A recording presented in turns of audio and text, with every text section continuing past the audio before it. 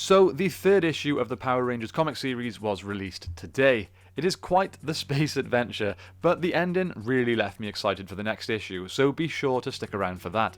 If you're not up to date with this series so far, be sure to watch my other two videos covering the first two releases. Although I will be summarising and reviewing the issue here, don't forget to pick up your own copy to enjoy the entire story, and of course support the comic book industry. Okay, let's get into it.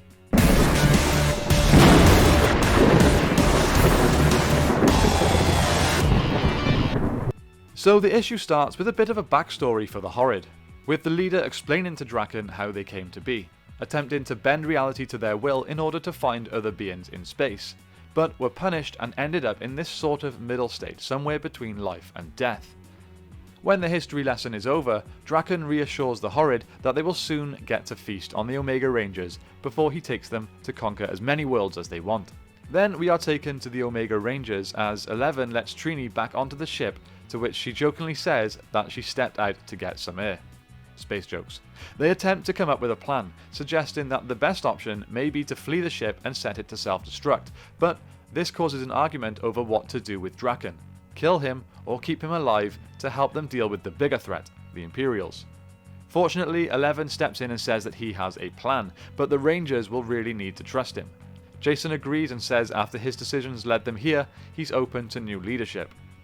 Small side note here, I'm not 100% sure that I'm supposed to be pronouncing that as 11. Obviously it's XI, which is Roman numerals for 11, so that's just what I'm going with. If I'm wrong, please let me know in the comments down below.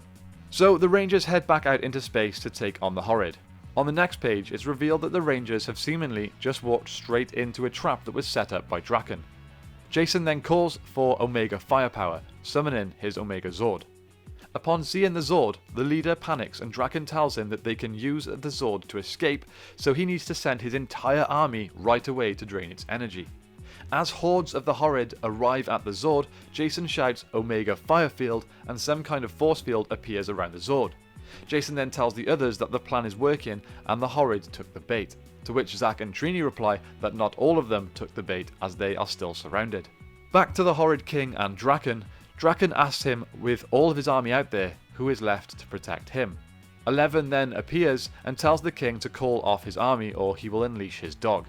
The Horrid laughs off this threat but is quickly stabbed from behind by Drakkon, who reveals that he was a double agent all along, never actually betraying the Rangers. However, when the dying king says to Drakkon that they could have ruled the universe together, Drakkon replies, "Don't worry, I intend to."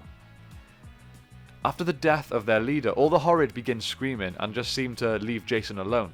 Drakkon reveals that he knew that the collar he is wearing was broadcasting to 11 the entire time. The Rangers manage to escape the area, but it is mentioned that they will probably have to come back at some point to deal with the remaining Horrid. Next, Jason says that he's a little nervous as they have never been this deep out into space, to which 11 informs him that actually they have. Jason then admits that with all the space and alternate realities and stuff, it can get a little confusing. Then Trini is taking Drakkon back to his cell. Drakkon pleads with Trini, stating that he just saved their lives and that they should trust him. Trini tells him that maybe if Drakkon ever sacrificed himself for the greater good, then only then would she maybe trust him. Drakkon says that, but then he would be dead, to which Trini replies, "A small price to pay for my trust and admiration." Trini is such a badass. She is then called back to the flight deck as Drakkon says that they are about to step into his nightmares and he hopes they enjoy themselves. It's then revealed that the Rangers are back in Drakkon's world, showing a large sign that reads, "Welcome to Angel Grove, the home of Lord Drakkon." Above we see a destroyed Dragon Zord and White Tiger Zord. This ending has gotten me very excited to see what happens next. As I'm sure many of you know, I'm a big fan of Lord Drakkon.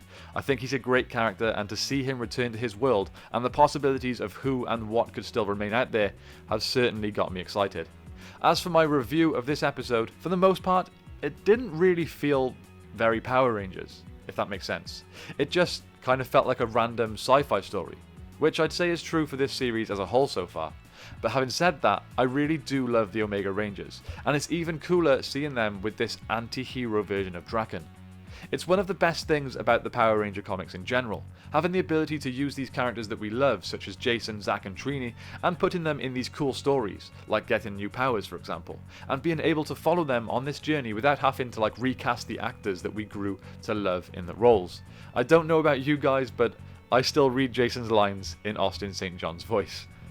Overall, I would say this has been the best issue of the 3 released so far, and I certainly think this one has left me wanting the next issue the most. What do you guys think about this release? Be sure to let me know in the comments down below. Thank you all so much for watching. I hope you have a great day. May the power protect you, and I will see you next time on the 6th Ranger.